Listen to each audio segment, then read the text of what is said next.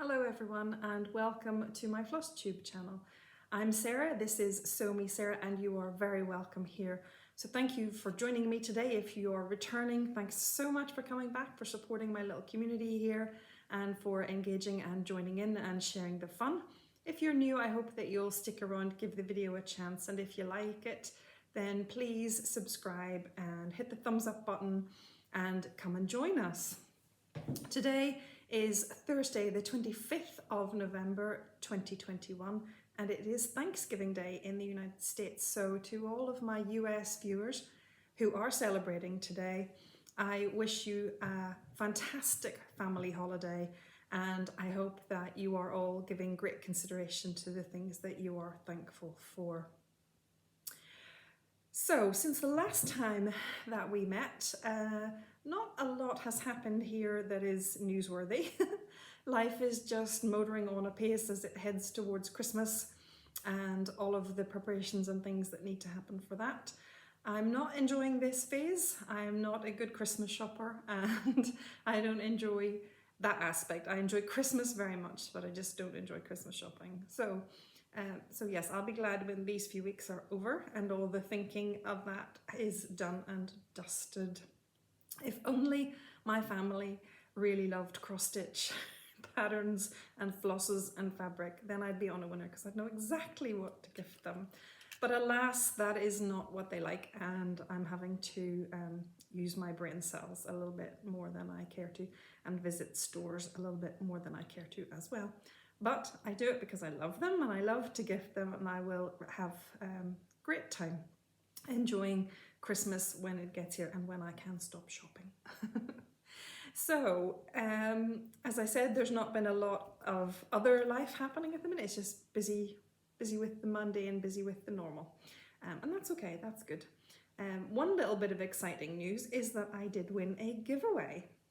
So I won a giveaway in November for the month, the Black Sampler November, and the giveaway was by Deb of Cottage Designs, and she had a little giveaway on her YouTube channel, so go check her out if you're on here. If you haven't already, go check out Deb. She is a designer and a floss tuber, and she was doing a little giveaway for Black Sampler November. And when I think there were several of us who won, and we were able to choose from 3 charts that she offered us for Black Sampler November. I chose her mini alphabet sampler. They were all beautiful charts, but I chose this one, which is very sweet. And Deb very kindly emailed me the PDF. So Deb, thank you so much. I am delighted to have won this cute little sampler. And the reason that I chose this was because I have already purchased this one, which is the Prim Alphabet Sampler. And I hope you can see that Deb has added some wonderful words in the sampler there. So you have A, B, C, D, E, family for F, H, I, J, K, L for love, and yes, well, you can read yourself, I'm quite sure. So, having already added this to my stash earlier in the year, I thought that the mini alphabet sampler would make a great companion piece. So I know Deb offered her little giveaway for Black Sampler November, but I have already started a sampler for that. So I'm going to just hold this one and probably do it in a different colour, something to coordinate with the Prim Alphabet Sampler when I get around to stitching this, which I very much hope might be part of next year's stitching for both of these. Anyway, thank you again, Deb. And just to show you one other chart that Deb has that is in my stash. This chart is Kindness Matters. And I bought this one from 123 Stitch, so it's a proper, got a proper card cover sheet on it, whereas the others were PDFs. But this was one of Deb's releases for Expo, the second Expo that happened in the autumn there. It was October time. And I absolutely love this. I love the sentiment, completely love the sentiment. and thought it was a beautiful chart. It was when on her Instagram feed when Deb posted the she posted sneak peeks of the borders, and I think I was hooked at that point because I just thought it was the most exquisite border. I hope I still feel that way about it when I'm stitching it. But I have to say that no matter what it feels like, it will be worth it if it turns out looking like this. So that is just a little showcase of the patterns that I have from Deb of Frog Cottage Design. And if you'd like to check her out, I will put the links below to Deb's YouTube channel and also to her website where you can purchase patterns or download the PDF patterns. That is that little bit of excitement. I've never won. I don't think I've won a Flosstube giveaway before that one. So on to my whips. Sorry, I'm just trying to balance everything here. I have a slightly new setup today. You'll see there's a ring light involved today. And I'm trying to keep the glare up there. I'm not sure that I quite like the framing because my iPad is now in portrait instead of landscape, and it's just taking me a little bit to get used to it. It's also positioned differently on my table, which means I'm trying to work with the different space. So forgive me if it feels a little bit clumsy to you today, or indeed if I'm looking in the wrong place. So hopefully I will get used to it very soon. On to my stitching. So I don't have a huge amount to show. As I said, it's been really busy. I feel like there's been a lot of hopping about all over the place and not as much time for stitching as I plan each day. But I have done some things, and I have managed to get some finishes, which I'm very happy about. So my first finish is this one from Little Dove Designs, and it's called Christmas Wishes. So you can see that it's pretty long and skinny. I haven't quite decided how to finish it. I did have a long kind of paddle chopping board actually, but it's not just quite long enough. So I think if I'd thought about it more carefully, I could possibly have left out one or two of the borders along the way. Although they're also pretty, I don't really want to leave them out.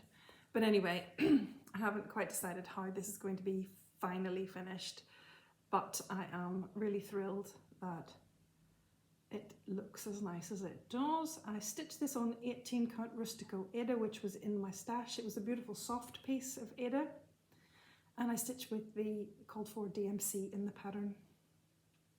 Really chuffed to have got that one finished, and oops, taking a fly off.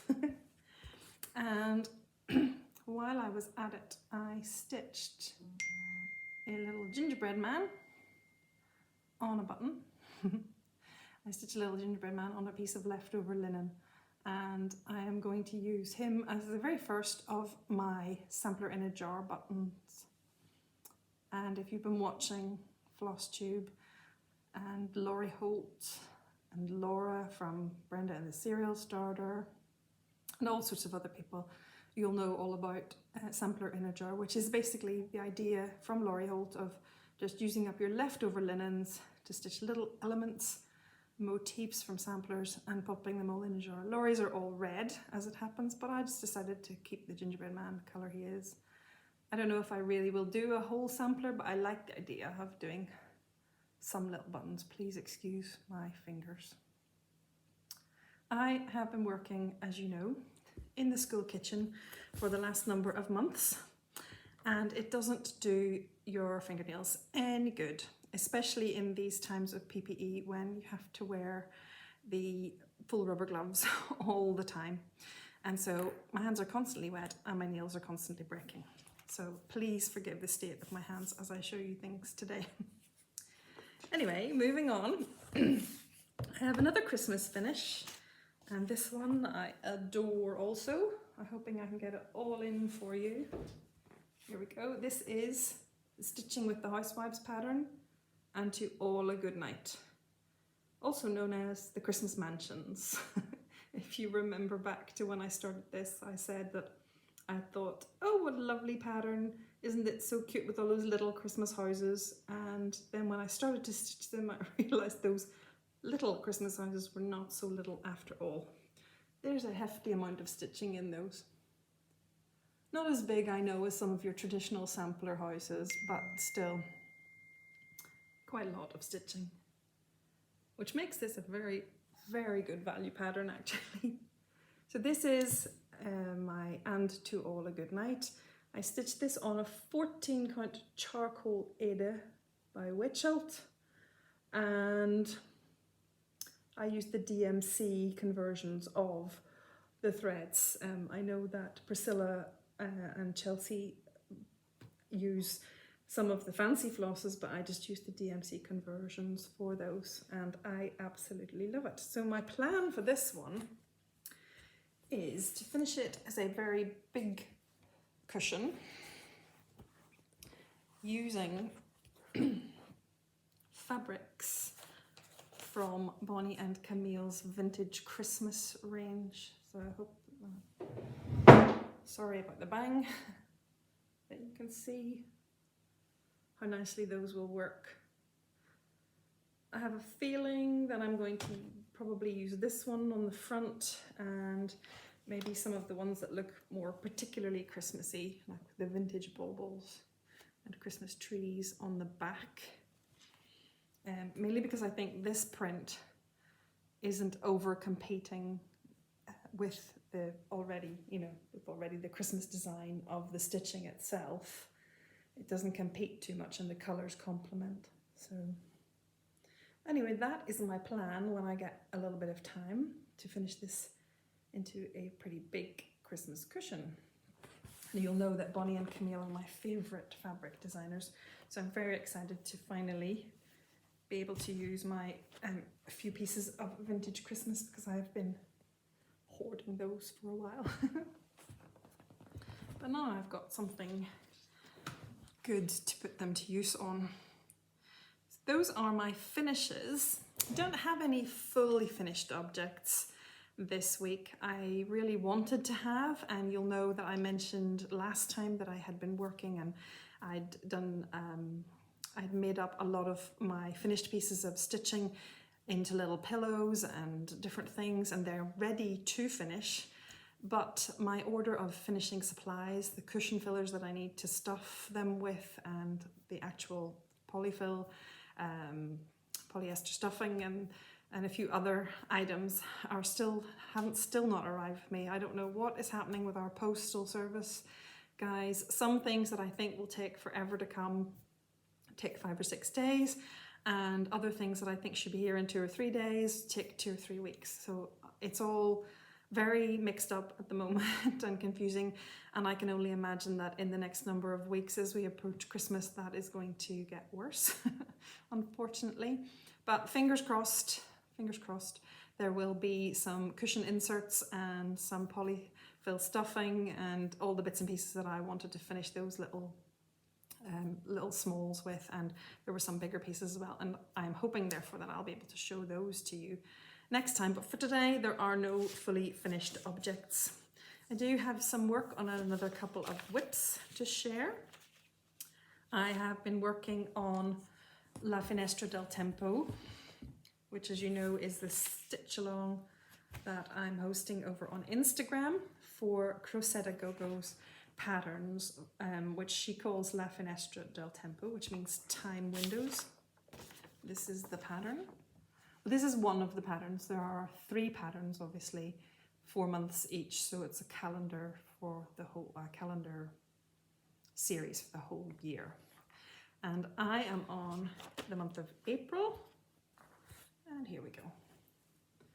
There is my start on April. I only got it started this weekend, so I'm running quite late, pushing things right to the line, hoping that I will be able to get this finished before next Tuesday, which is the last day of November, if you can believe it. Folks, I don't know where November's gone, but I have to tell you that I love the lilac colours in this month's pattern, in the April pattern.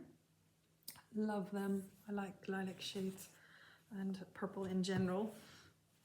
So I'm getting there. I've a little bit to fill in. These patterns are very heavy on detail, which makes them fantastic. I'm just going to show you close up. So there's March. Look at all those flowers, and a frog, and a swallow, and a house, and a fence, and the wording, and the borders. So yeah, there's a lot packed in, which again makes them a really good value purchase. But I think you do start, certainly I started stitching them thinking, oh, they're just tinies, they'll be great, they'll be quick and easy to finish. So they are great, but they're not quick. And they're easy because they're nicely charted as well. And they're great fun, and you'll know that I have been enjoying finishing mine for a little easel display. So April will hopefully not take too much longer to finish, and fingers crossed that I can get it over the line before December and it's time for stitching May. And then of course it is and has been Black Sampler November. And you'll know, if you watched last time, that I got hooked. Had no intention of stitching Black Sampler November, but I got hooked by Whilst Iris Naps Black Sampler 2021. And I made a start on this on some 32 count linen, some plein air. I need to hold this up behind it so you can see. I'm down now at the 3rd alphabet.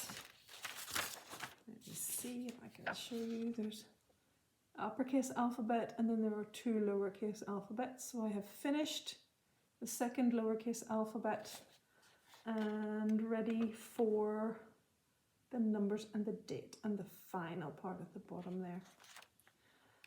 I'd love to say that I'll get this finished in November for Black Sampler November, but I'm not sure. I'm really not sure. I think with this one we'll just see, but I'm not far from a finish, and I'm really pleased. It is still on the scroll frame. I popped it on a new scroll frame just because I liked a little bit of tension on this piece. You know that I don't always stitch on a scroll frame, I don't always stitch on a hoop, and I don't always stitch in hand. I jump about, depending project to project. I can kind of just get a feel for something when I'm working on it, whether I'm comfortable with it in hand, and if I'm not, then I'll pop it in a frame or a Q-snap or a hoop, whatever. And you know, I have no problem just doing that, just choosing as suits each project as we go along. So that is my progress on the Black Sampler 2021 by Christina at Whilst Iris Naps, and I have been using this variegated DMC, which is 0053, and it is working beautifully. I'm not sure if you can see actually too much of the variegation. There, you can see it there. It goes sort of from charcoals down into silver greys, and actually it's come up much nicer than I expected it to. There is quite a lot more light thread in there than I expected. Just the way it looks on my little bobbin, it does look actually quite a bit darker, but it comes off quite light. So anyway, that is my progress on Black Sampler November. And my last whip that has some progress this month is still in a Q-snap, so forgive that, but it is my daily thread stitch, and this is Celebrate Spring by Madame Chantilly, and I'm not showing you the cover sheet of the pattern because it's way over there, but because basically everything is here, everything is on it. I changed the wording and the colour of the word spring. It's white on the original. I changed it to pink. And all that I have left to do now is to fill in this chalkboard with the dark grey. It is taking a lot longer than I thought it would, but that is the beauty of the daily thread piece. So every day that I stitch, I start with this piece. I take one thread, I stitch it in, and then I move on to the project that I actually have planned to stitch that day, and that way this is getting a little bit closer all the time to a finish. So I'm hopeful that this will be a finish in 2021. What do you think? Might have to up my game on the threads, because this does take a lot of thread. But anyway, as I said, you know, I will keep plugging away at it one thread a day and see how we go and get that filled in. I'm really pleased with this piece and I can't wait to see it actually off the Q-snap. And in its entirety, there's not much missing up here. In fact, I think this bird is the very top. I think I've managed just to about not squeeze the stitches underneath the Q-snap. So that's pretty much it. So that's good progress. I'm happy with that. We always would like a little bit more stitching time and a little bit more progress, but hey, you know, any progress is good progress, especially at this time of the year when there's so much else going on. So in terms of plans going ahead, I've already said that I would like to finish the Celebrate Spring piece. I would like to get that finished this year. It would be lovely to be able to finish the Black Sampler November as well, the Black Sampler 2021 piece. But we'll see. I'm waiting for those finishing supplies to come so that I can have some other fully finished objects to show you and also just to display around my home to put out and make use of again. And I've been ordering some floss and bits and pieces, kitting up some projects in anticipation of having some lovely new starts next year in 2022. So I did, like most of us, buy a lot of charts in 2021. And so I have decided that I'm going to kit up some of them now and they will be on my hopefuls list for next year. So I'm hoping that maybe I will be able to pull some of those together, and I'm also clearing the whip board, as you can see. So I have those 2 Christmas finishes. Celebrate Spring is almost finished. Maybe get a finish on the Black Sampler 2021. Clearing that whip board, which will allow me some space next year for something new. So maybe by the next time that I come back to do a video, it will be time to do a whip braid, hopefully a small one, because there'll be lots of spaces on my board. and then to show you some of my plans for 2022 and some of the hopefuls. Anyway, we'll not get too concrete about things, but that might be hopefully what I'll show and share with you next time. So today I don't have any quilting to show you. I did work on the borders of the Great Granny Squared quilt and I got them all cut and I got them all stitched on, but they're wavy. So if you're a quilter and you'll know that those blocks have been cut on the bias, which means that they've been cut across the diagonal grain of the fabric, and that creates bias, which creates stretch. And whenever I have put the borders on, then I think that somehow they've been stretched, because they're stretchy, I've managed to stretch them out a bit, which is making the whole thing wavy. So joy of joys, I have to unpick and restitch those, so I don't actually have anything to show you. But it is over here, and it will hopefully be unpicked this weekend. And well, I'd like to say it will also be restitched this weekend, but we'll just have to see. All of my plans are very flexible just at this time of the year. Well, they're very flexible anyway, but particularly at this time of the year. So that is my next step with that quilt, is to unpick and restitch, and it will be worth fixing because it will just be a nightmare to have quilted with wavy borders. Nobody wants wavy borders. So yeah, that's it. That's really it for the quilting. But I do want to spend a little bit of time on this video today, just sharing with you some information about project bags. One of you lovely viewers asked me if I would do a little chat about project bags and maybe show how I make mine. And so the answer to that is yes and no. I will and I won't. I will show you my project bags and I will talk about them, and I will direct you to good resources for project bag making. I'm not going to do a tutorial because I'm not best placed to do that, and there are already some very good tutorials out there. So go and have a look, absorb information, absorb skills and construction techniques, maybe not the exact designs and patterns of the bags, but if you can absorb the construction techniques, then you can have a go yourself. And and be kind to yourself. If you are just starting to work on project bags, if you haven't inserted zips before, be kind to yourself. Make one or two and allow them to be imperfect. Allow them to be need fixed up, and then on the next one you can make it better. So I thought what I would do is show you some more of my project bags. I show them from time to time just as I'm working through some of my whips, and you see them on screen sort of flash by, but I don't really focus on them as such.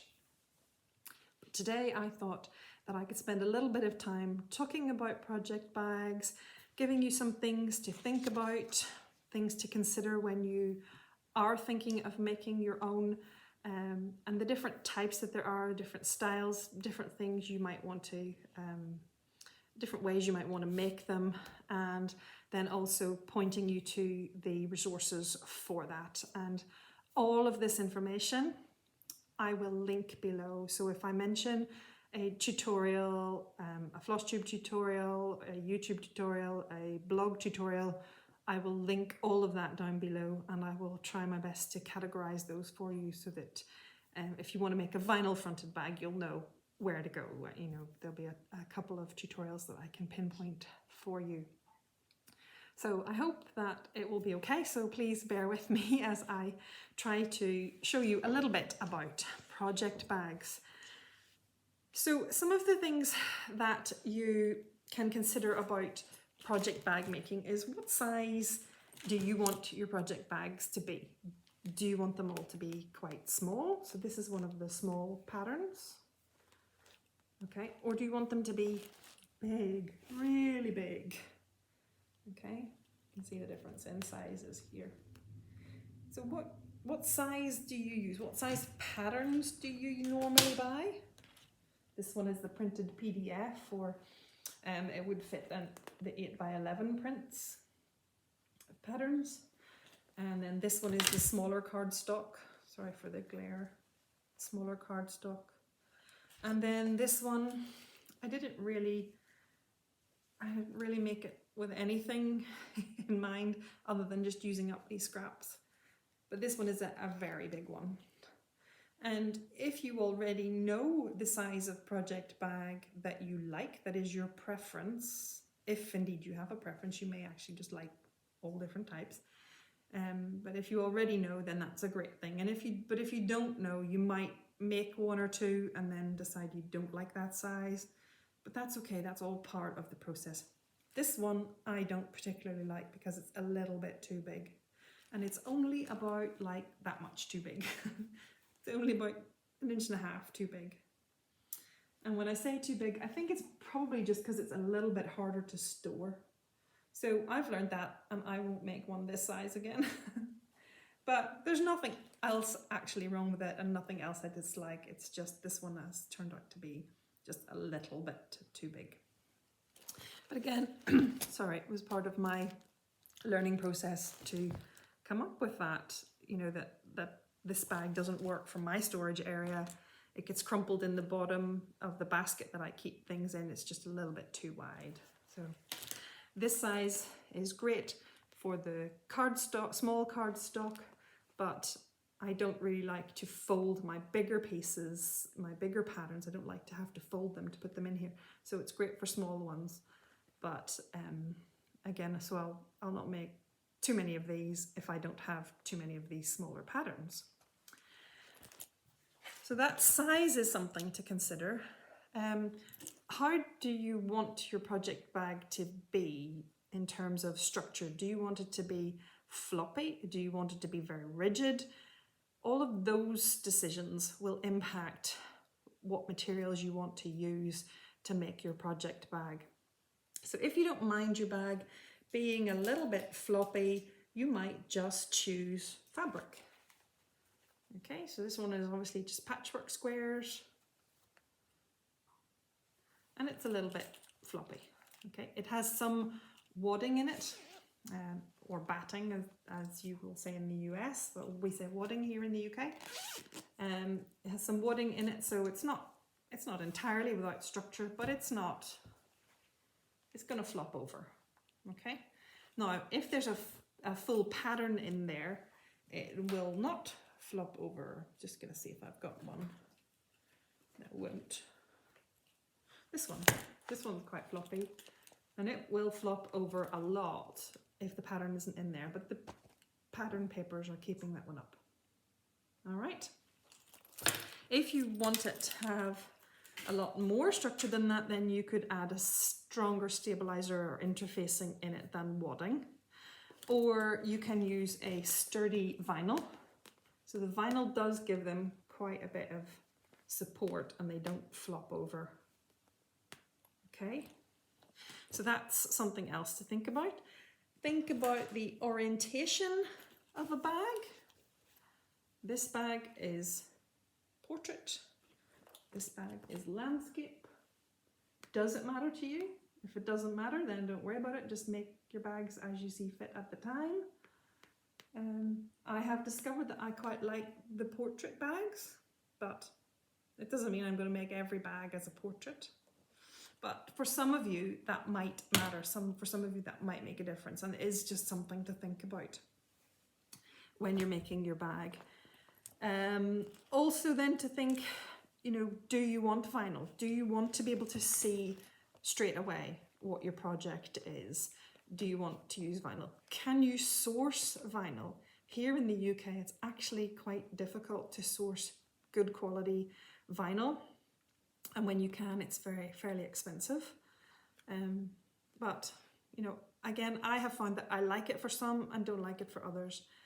I have found that when I put PDFs in, sometimes the ink comes off onto the vinyl. So it's almost like I need to put the PDF pattern into a plastic sleeve inside. But I think that's just to do with home ink and home computer printing and ink.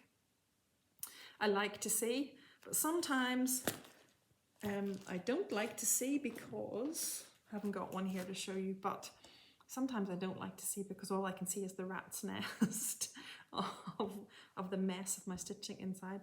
So sometimes I like them to be fully covered. But these are, I'm just telling you the things that are my little quirks and my preferences and foibles. You will have your own, but it's just something for you to think about when you're deciding what do you want to make your project bag from. If you are already a quilter or patchworker or sewist, then you might consider making the patchwork type bags like this one, which is a tiny version of this one. It's an enormous one. So you might like to make the patchwork type. You can piece the backing. So I didn't have a piece of fabric big enough for the back of this in the right colours at the time I did, and I just used up scraps to make the backing.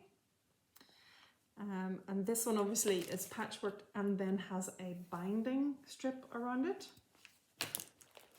as does this one. Whereas this fabric, let's see, this fabric one is patchwork squares but no binding, and a zip at the top like a pencil case type. Okay, these ones have, I use the smaller one just because it's easier to hold. These ones have zips part way down the front. And what else do I want to show? And then we have ones that are not patchwork, they're just made of full pieces of fabric, and they're given some quilting to help give them a little bit of stability, a little bit more structure. And again, the binding. So I kind of feel that for me, in the bags that I have chosen to make, there are three types. There are the vinyl fronted, like this one, and the one that just fell on the floor, but it's a bigger version. So there's the vinyl fronted, there's fabric, just pieced fabric, whether it's pieced squares or just, you know, pieces, bigger pieces of fabric, just use whole. Okay, and then there are what I would call panel bags, which again are kind of pieced, but you can see that I have used something as a panel for the front of the bag. So this was a screen print that we did on a quilting retreat weekend back in 2014, such a long time ago now. And I didn't know what to do with this piece. It lay in the box for a long time. I loved it, looked at it all the time, didn't quite know what I wanted to use it for. And when I started to make project bags, this was perfect, because now this gets seen, it gets used. I see it all the time, it makes me smile. And I popped it into a frame, if you like. I just framed the fabric, or framed the panel with fabric and made it into a bag. I've done the same thing with some embroidery. This bag is just as you can see, a stitch sampler piece embroidery. This bag is made from denim offcuts, so these just old jeans. The denim fabric itself gives it a lot more structure, and it's just quilted again to give it a bit more structure. So that is another way to give structure, is to use like a deck weight fabric or a denim. And then the other type of panel that I have used is putting your cross stitch in. So this one you've seen before, and this one I don't actually think I have shown you before, but this one was on my wall for quite a number of years. Then it sat in a corner for a number of years because it fell off the wall, and I left it down there intending to put it back up and never did. And then I redecorated, and I thought I'm not going to put it back up, and I didn't want it to sit. I didn't want it to sit unloved, and now I get to see it all the time when I'm using my project bag. So it's a good way to use up panels, pieces of stitching, pieces of embroidery, anything that you want to make a little feature. So you just add some fabric around them to make them a panel. So those would be the three types, and then I would say that sometimes I make what I would call like a pencil case type, which has the zip across the top, and sometimes we have the type which has the zip kind of part way down the front, just a little bit down the front. So there are good tutorials out there on YouTube for all of these, without being specific about sizing. You can go and watch the tutorials and find the, sorry, I'm just trying to organize things here. You can go and find the tutorials and watch them and learn the construction techniques, and then make the bags to suit your own sizing purposes. And it's a good idea when you're making the bags to write down the sizes, especially if you make one that you prefer the size of, then it's really handy for next time. I am particularly bad about that because, as you'll see, I kind of make do in that I'll pull scraps of leftover squares and I'll just make them up to whatever size that comes. I mean, with a rough idea of what size I want it to be. Or I'll put the panel together with a rough idea of size, but I don't, so I'm not always very good at making a record for myself. But if you do that, then hey presto, you've got something to go back to next time. So let me tell you about some of the tutorials that you could go and visit. So for the pencil case type, and by that I just mean that if you can imagine this a lot smaller, it would look like a pencil case. Okay, and by that it really is, it's just a top zip opening pouch. There are lots and lots of tutorials out there for pencil cases, cosmetic bags, that will show you how to insert a zip and how to make a bag like this. This is probably the simpler of the well, in some respects it's simpler of the bags. And actually I think this is my favorite. Sometimes I thought initially that the zip across that comes further down would be, but actually the good old-fashioned pencil case type pouch is my favorite. And if you would like, there's another one. If you would like to have a go at making that type of bag, I will direct you to the the tutorials by Celeste Creates, that's here on YouTube. She has a top zip opening bag tutorial, and Elizabeth Ann Can Stitch, I think, has one as well, although actually maybe Elizabeth Ann's is further down, the zip's further down, so forget that I said that, sorry. But Celeste Creates has one, and my friend Judith at Just Jude Designs here on YouTube, she has a free tutorial video for a scrappy pouches tutorial, and it's to do with using, her tutorial shows a particular design, so you're making chevron design blocks. But if you forget about that, unless you want to, if you forget about the fact that she is teaching a pattern on the front of her tutorial, on the front of her pouches, and just use the construction techniques and resize it for yourself, it's very clear. Her tutorial is lovely, clear, step by step. So cut your pieces bigger, cut them to the size you would want for your project bag, or indeed make her biggest one. I think she has 2 or 3 different sizes on that. If you made her biggest one, it would probably be a good small project bag. And try that out, try it out for construction. Judith is always very clear in her teaching and her tutorials online, and I couldn't recommend her highly enough, but you will see how to fit the zips and make the lining and make it all turn out nice and neat.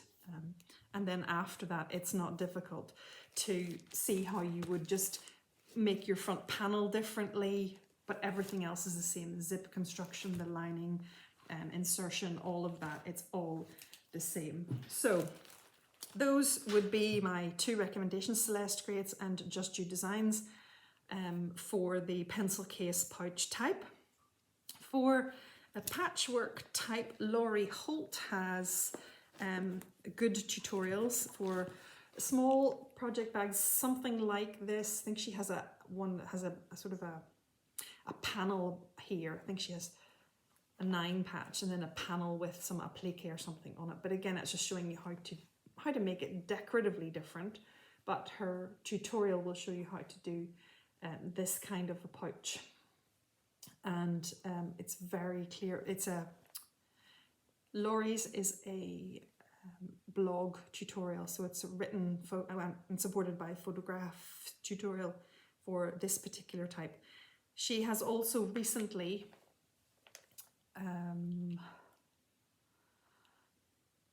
sorry, brain fog is a thing.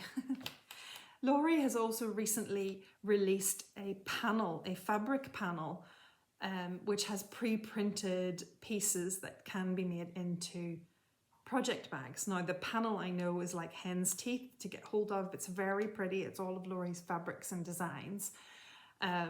But she has made a YouTube video to support that panel fabric.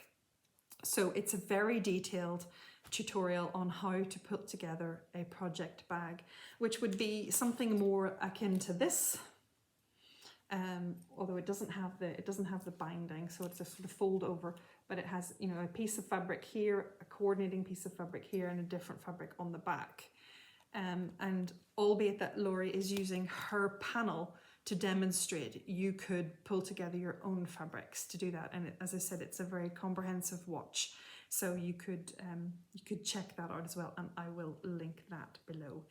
There's also a tutorial for this type of project bag on the Fat Quarter Shop, and Kimberly Jolly is there with Sherry McConnell, and they show how to make this this particular type of bag as well. I think they have 2 sizes of bag for this one. So those are my recommendations for the kind of patchwork and kind of plain fabric ones, or indeed panelled bags. And for the vinyl front bags, so here's one of my bigger vinyl front bags. For the vinyl front bags, there is a good tutorial on the Riley Blake Designs YouTube channel. There's also one for a fairly large bag on Fat Quarter Shop, so I will link that as well. And Elizabeth Ann Can Stitch has another one also. Oh yes, and Elizabeth Ann Can Stitch has the other, this type, this kind of one, again without the binding. Sorry, I don't have one that style that I've made, but you'll get the idea. So I will link all of those tutorials below for you. I hope that well, I hope it wasn't too rushed. I hope it made sense. I'm sorry, I do feel like maybe I rushed a little bit. I'm just against the clock today, but I hope that it gave you some food for thought in terms of what to consider when you're deciding what you want from a project bag. Don't be afraid to make a few. Trial and error is a wonderful thing, and we learn a lot. If you aren't sure, to begin with, if you know already that you love a 14 by 18 or a 14 by 11 bag, then plow on. If you're not sure, then I would recommend that you don't go and make 6 of the same bag without giving them some time to try them out. So just make one and try it for a while on your projects and make sure it has everything that you like. Excuse me. Excuse me. So I hope that that I've answered some of your questions that you might have had about project bags, given you some food for thought, and pointed you to some very good resources that already exist and can give you more detailed and better tutorials than I will ever be able to pull together here. So please go and have a look if you're interested, and I wish you well with your project bag making. So just before I go, I have one special announcement to make, and that is the winner of the Book of Days, which I should have brought over, so apologies. Just give me 1 second. Sorry about that, I got everything else together, but forgot about the Book of Days. So here is the Book of Days, and this was up for grabs on the giveaway from my last video. So, and I am happy to announce that we have a winner, and the winner today is Geneva Clark. So Geneva, if you could please get in touch with me, you can use the email address that is in the drop down box below, or find me on Instagram, SewMeSarah, and drop me a direct message and give me your mailing address details. I will get this in the post to you ASAP, so that hopefully you will have it before the turn of the year and be able to make a good start on it in January 2022, which, folks, is coming quickly. But congratulations, Geneva. Thank you very much for watching. Thank you all for watching and supporting and participating in my channel, and I hope that you will be back next time. And as I said, hopefully there'll be maybe a mini whip parade, as in mini because there won't be many left, and a plans kind of showing you some of the patterns and projects that I have been kitting up and I'm hoping to make a start on at some point in the next year. So I hope that you will join me, and until then, have a great time celebrating if Thanksgiving is your thing, and if not, then stay well anyway and make sure that you stitch happy. Bye, folks.